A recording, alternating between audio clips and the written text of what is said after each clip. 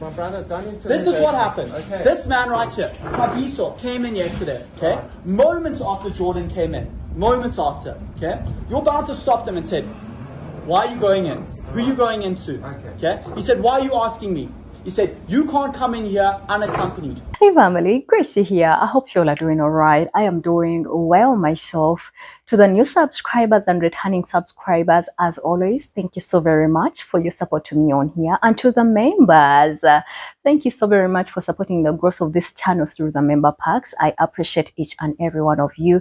And of course, to our anonymous supporters that choose to watch me through windows and ventilators, thank you so very much for your support. I recognize you. I appreciate you. I hope today you consider subscribing so you become part of this amazing family. Thank you in advance for that subscription. In today's episode, this is something I landed on TikTok, where this palm-colored man was actually calling out this store owner that kicked out a melanated person in South Africa because apparently, according to the owner of the store, he says this melanated person should have come with a white person. But also, apparently, he says that this melanated person was making his Caucasian clients, customers, uncomfortable. Now, according to what we are going to look at in the videos, it looks like this is not the only first incident. This has been happening at more other stores. I'm going to put that out here so you guys look at it.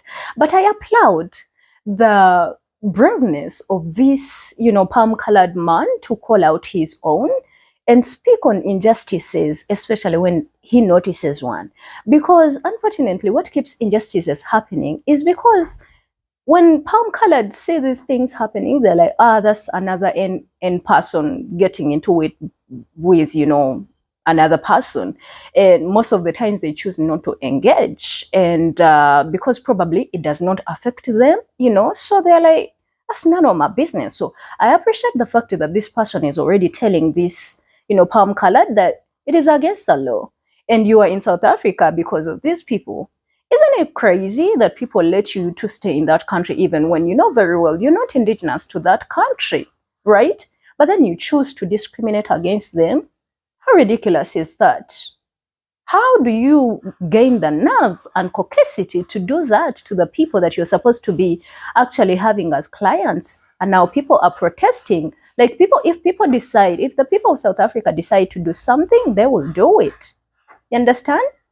And you're going to see it in the next video where they decided to actually go to a certain store. And they said, you kicked our people. You said, we're not supposed to be shopping here. We are going to come in massive numbers. We show you that this is our land. It also reminded them that before you came, you found us just like that. Unfortunately, for viewer discretion, I'm going to have to blast some videos up because, yes, as you all know, in South Africa, there's that tribe that dresses in its own unique way. I'm not going to talk so much about that. Why don't we watch these clips? Of course, we are going to come back and talk about them. To tell you that it's not a calm situation. It's maybe calm for you because you don't give a fuck. Because you think you have the right to tell whoever you want to come in, but you don't. You said on the phone, I have the right to tell whoever to let in. No, you don't. You don't have the right to discriminate in this country. It's a crime. I have the right for reservation. On the basis of race. Do you? Do you? Yes or no? Do you? My brother, don't intervene. This is what happened. Okay. This man right here, Tabiso, came in yesterday, okay? Right. Moments after Jordan came in. Moments after, okay? Your bouncer stopped him and said, why are you going in? Who are you going into? Okay? He said, why are you asking me? He said, you can't come in here unaccompanied without a white person. He said, what? He said, you can't come in here without a white person. If you come in here, I know what you like. You steal, you guys cause trouble. You need to come in here with a white person. He asked him, who decides this? This is what the bosses have told me. Then Jordan, not knowing where Tabiso is, goes out and sees the bouncer re-explain this and says it to him again and says, it's not me who decides, it's the policy. Now, I'm sure if this had to fucking get out, there's a lot more people that have experienced this. This is firstly a crime. I'm not done speaking. When I'm done, I'll give you an opportunity. It's firstly a crime in this country. Do you know where you exist? You exist in South Africa, where we have a deeply painful history of this shit. Secondly, this shit will fucking blow up. An institution like Hands, you're known. You're not a fucking somewhere in the middle of nowhere. You can't be fucking doing this shit. You will become like clicks overnight. You have protesters outside your fucking door. Do you think this is alright? Is this the practice of the business? Is this how you've decided and instructed your fucking bouncers to do? Speak. You clearly know about this. Well, listen. We've been trading for 8 years. We've never had an incident ever before, and I can speak for our barman.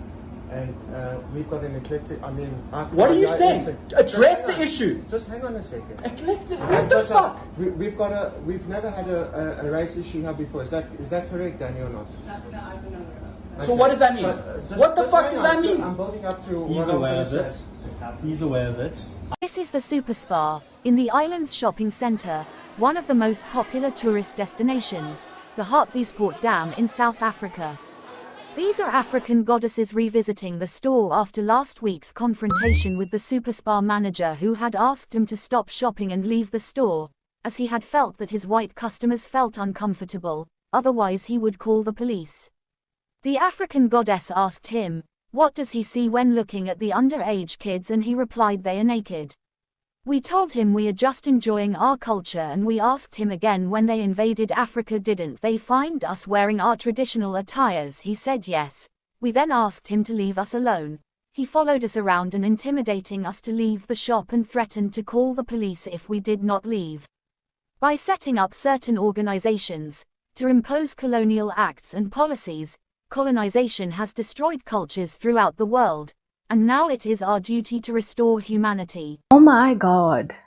One thing that keeps shocking me is how when they are caught red-handed, then all of a sudden they don't have words. Then all of a sudden they can't say anything that makes sense. Which policy is that allows discrimination, that allows only, isn't that what happened during apartheid? Where there was places that were, reserved for palm coloreds, and other places were for, the melanated people, the indigenous people of South Africa. Isn't it what was happening in 2024, in the 21st century, and you still have to do this? You think you're not a ray, like for real? You guys that are watching me from South Africa, let me know, like what policy allows just a certain group of people, to be doing this? That black people are not allowed to enter a store if they are not with a white person. Oh my God. I've been watching a lot of videos in Cape Town, about Cape Town, where some, melanated people feel out of place because apparently each and everything is all Caucasus. And the looks they give you is something that already sends you away. It is shocking. It's the nerves, it's the audacity for you to place a shop in this country and expect only your type of people to be your clients. This is always the excuse they give whenever we get into them for doing these certain injustices to us, for discrimination. This is what they say. Oh, I was scared, oh, I felt scared, I felt uncomfortable. That's how these people justify the shooting that happens, the police brutality. Not only in America, not only in the West, but even in South Africa. Yes, I do have a lot of questions in my head. Is South Africa going somewhere? Like, are they moving somewhere?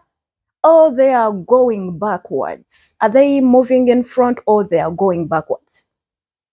Because if apparently there's this store, it's not only that store. Now, we have to admit that this is one brave palm colored that decided to say, I'm not going to let this happen, right? But how many go unnoticed and untalked about? And when the nationals decide to take things in their own hands, they are called violent, right? And criminals, right? Because one thing we have to know is there's no government that is going to come to save any melanated person when it comes to these injustices. It has to happen to them first. for them to realize, oh, this is, probably in 100%, chances, it will be maybe one slight chance that this happens to someone who is high profile. So no government is coming to look out for any of these people. Therefore, these injustices are always swept under the rug. But I don't know what you guys are playing with, but that country, me, I'm scared of South Africans, because when they decide to do something, they will do it. Like that palm-colored man that was saying this thing can blow up, which it can. You do not have respect for the people in the country, but you want to continue carrying out business in that country, and your clients are supposed to be white. Is that a white country? Okay, we are going to agree that by nationality you're South Africans, but I thought what you have to do is to live in harmony with these people. If you feel like these people are a threat, then the best thing to do is to take your business up and go to a country where, these people don't look like a threat to you, because majority of the people there are white. But apparently, some of these people can't even afford to start these businesses in their own countries. They take, pride in exploiting and oppressing the people of the country. And for me, I can't stop speaking about these injustices. The more we expose them, the more these people get to know that they have no right to treat our people this way, especially considering the history of South Africa. Oh my God. Considering the history of South Africa, and this is what you're trying to, oh my goodness. That store, in my opinion, any racist show needs to be shut down. That's when these people are going to learn. Yes, we are not trying to be racist. No, we are not trying to do that. But if you have the nerves and the caucasity and audacity to do this to our people, then you're not fit to be among us. You are not for us. You don't have any good interest for us. Or the only thing that you care about is you getting money. We've made these people so comfortable in these countries. So proud of my people that came out to actually show them that, hey, this is our place. And definitely, if you are going to be operating in our areas, you have to know that we exist, but also reminding them of their colonial history. You guys are going to let me know what you think in the comment section, and subscribe to the channel if you haven't. Sign up for my channel membership if you want to see us growing together, and I will see you in another episode. My name is Gracie. I love you. Bye.